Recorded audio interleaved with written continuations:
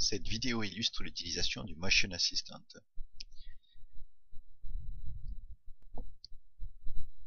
Définissons le maximum, puis la position minimum. Dans ce premier mode, nous allons utiliser des forces pour déplacer l'objet.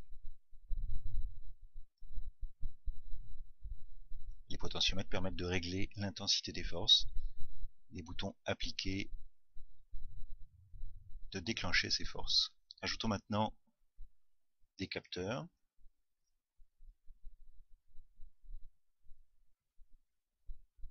En définissant leur nom et leur position.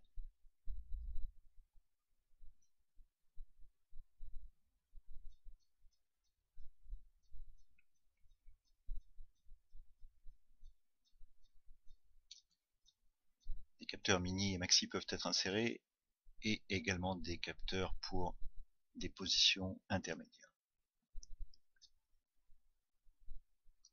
On peut également intervenir dans ce mode où agissent des forces sur les objets en cliquant dessus et en les déplaçant. Voyons notre mode qui est un déplacement par définition du temps de la course, du temps aller et du temps retour.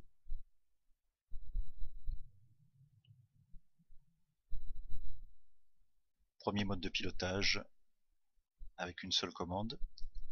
Un deuxième mode est accessible avec deux commandes. Une commande pour l'aller, une commande pour le retour, avec blocage possible sur activation simultanée des deux commandes. Autre mode, pilotage par définition de la vitesse.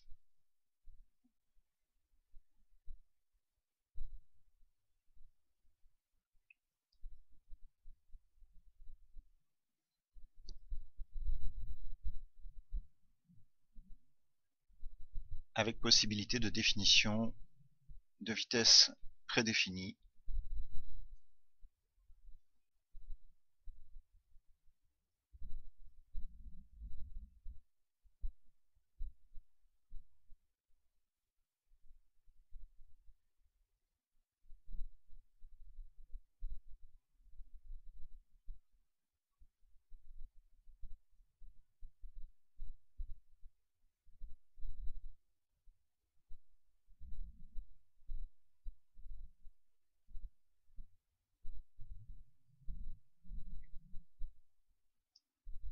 Sur sélection de la vitesse prédéfinie, la vitesse correspondante est donc appliquée directement.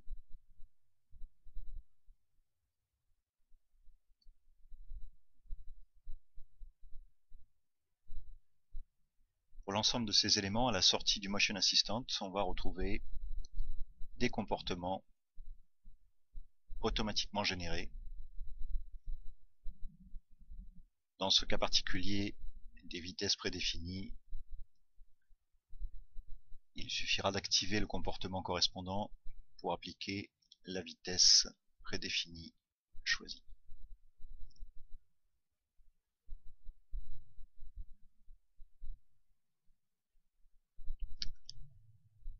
Autre mode, mode position, pour lequel la valeur du comportement définira directement la position, avec un sous-mode permettant de gérer une demande de position avec une gestion de l'accélération et de la décélération.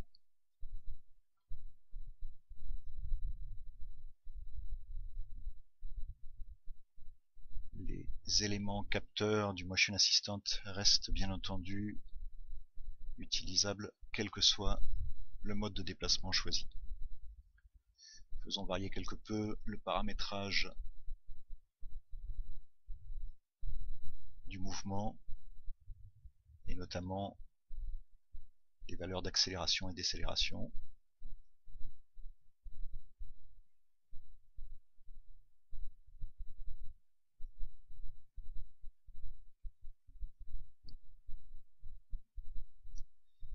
Notons également qu'une mise à l'échelle automatique peut être réalisée afin de sélectionner la position à atteindre, non plus en valeur réelle, mais entre deux valeurs prédéfinies.